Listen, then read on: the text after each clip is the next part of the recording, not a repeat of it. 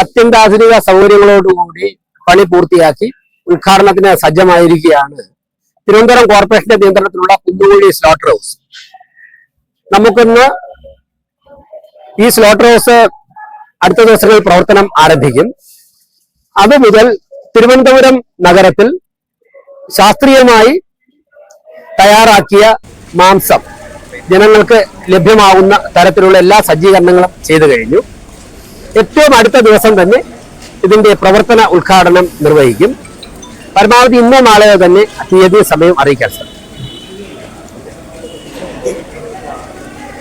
ഒരു ഉദ്ദേശം 10 കോടി രൂപയ്ക്ക് അടുത്ത് എത്തിയിട്ടുണ്ട്. അതിന്റെ ഫൈനൽ ബില്ല് വരുമ്പോൾ മാത്രമേ നമുക്കറിയാൻ സാധിക്കുള്ളൂ.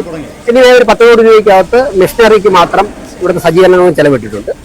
പിന്നെ കോർപ്പറേഷൻ്റെ ആയിട്ടുള്ള ബാക്കിയുള്ള ആസ്തികളിലാണ് ചെയ്തിരിക്കുന്നത്. അപ്പൊ അവസാനം ബില്ല് വന്നതിന് ശേഷം മാത്രം കൃത്യമായിട്ടുള്ള എമൗണ്ട് പറയാൻ സാധിക്കും. എന്തായാലും ലഭ്യമായ ഏറ്റവും പുതിയ സാങ്കേതിക വിദ്യ അനുസരിച്ച് തന്നെയാണ് നടക്കുന്നത്.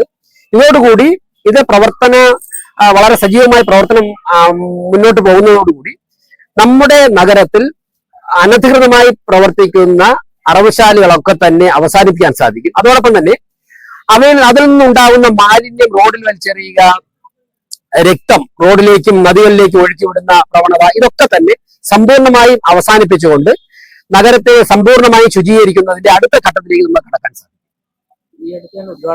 ഏറ്റവും അടുത്ത വിരലിലെണ്ണാവുന്ന ദിവസങ്ങൾക്കാവും ഉദ്ഘാടനം നടക്കും. ഇന്ന് വൈകുന്നേരം അല്ലെങ്കിൽ നാളെ അതിന്റെ സമയവും തീയതിയും പറയാം.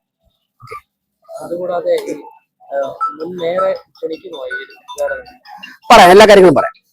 ഓക്കെ, ഭക്ഷണ പദാർത്ഥമാണ് ലഭിക്കാൻ പോകുന്നത് എന്നുള്ളതാണ് ഏറ്റവും ഗുണകരമായ ഒരു വശം. മറ്റൊന്ന്, മൃഗങ്ങളെ വളരെ നേരത്തെ തന്നെ ഇവിടെ എത്തിച്ച് ഡോക്ടർമാരുടെ പരിശോധന, 2 ഡോക്ടർമാരുടെ നേതൃത്വത്തിൽ അതിന്റെ എക്സാമിനേഷൻ നടത്തും.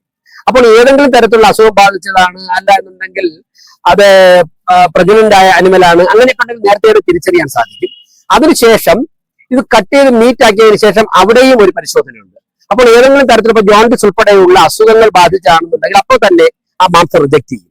അതിന് ലാബ് ടെസ്റ്റിന് അയക്കും. നമ്മൾ സീൽ ചെയ്യും.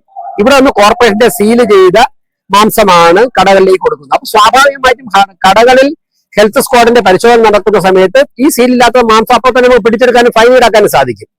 ഇതാണ് ഇവിടെ നിന്ന് ലഭിക്കുന്ന ഭക്ഷണ പദാർത്ഥത്തിന്റെ മേന്മ. നേരത്തെ ഞാൻ പറഞ്ഞതുപോലെ അനധികൃത അറവശാലകൾ പൂട്ടുന്നതോടുകൂടി തെരുവുനായ ശല്യം ഉൾപ്പെടെ വളരെ വലിയൊരു തോതിൽ കുറയും. അതോടൊപ്പം തന്നെ നമ്മുടെ നദികളും പുഴകളും മലിനമാകുന്ന പ്രധാനപ്പെട്ട ഒരു പ്രശ്നം ഈ അറവശാലകളിൽ നിന്നുള്ള മാലിന്യം അശാസ്ത്രീയമായി ഇവിടെയൊക്കെ വലിച്ചെറിയുന്നതുകൊണ്ടാണ്. അത് നിൽക്കുന്നതോടുകൂടി ആ പ്രശ്നം പരിഹരിക്കുക. പലതരത്തിലുള്ള പ്രശ്നങ്ങളുടെ പരിഹാരമായിട്ടാണ് ഇത് മാറാൻ പോകുന്നത്. അല്ല, ഇവിടെ ബാക്കിയുള്ള ഷീപ്പുണ്ട്. ഷീപ്പ് ഇവിടെ തന്നെയാണ് ചെയ്യുന്നത്. അതിന്റെ സംവിധാനം ഇപ്പോൾ നടക്കുന്ന പോലെ തന്നെയാണ്. അതിന് മറ്റുള്ള രീതിയിലുള്ള കാര്യങ്ങൾ ആലോചിക്കേണ്ടതായിട്ടുണ്ട്.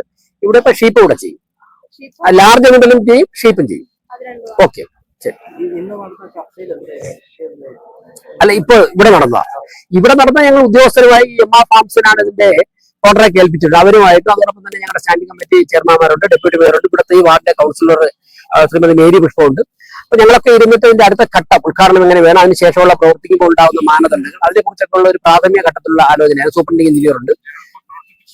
ഇപ്പൊ അവരുടെ എക്സ്പെരിമെന്റ് നടത്തി അതിലെന്തെങ്കിലും ചെറിയ റെക്ടിഫിക്കേഷൻ ഉണ്ടാവുമല്ലോ. സോ അതൊരു പുതിയ മെഷീനറി അല്ലേ. അതോടൊപ്പം തന്നെ ഇവിടെ ഉണ്ടാവുന്ന ബ്ലഡിന്റെ ഒഴുക്ക്, അതിന് ഏത് രീതിയിലാണ് പോകുന്നത്. അപ്പൊ അങ്ങനെയുള്ള കാര്യങ്ങളുടെ പരിശോധന ഇവിടെ വളരെ കൂടുതൽ സ്റ്റാഫിന്റെ ഒക്കെ നേതൃത്വത്തിൽ നടക്കുകയാണ്, രാത്രിയും പകലും. അതൊക്കെ തന്നെയാണ് സൂപ്രണ്ടിംഗ് എഞ്ചിനീയർ ഉൾപ്പെടെയുള്ളവർ മേൽനോട്ടം നടത്തുന്നത്. അക്കാര്യങ്ങളാണ് പറഞ്ഞത്. Okay, thank you.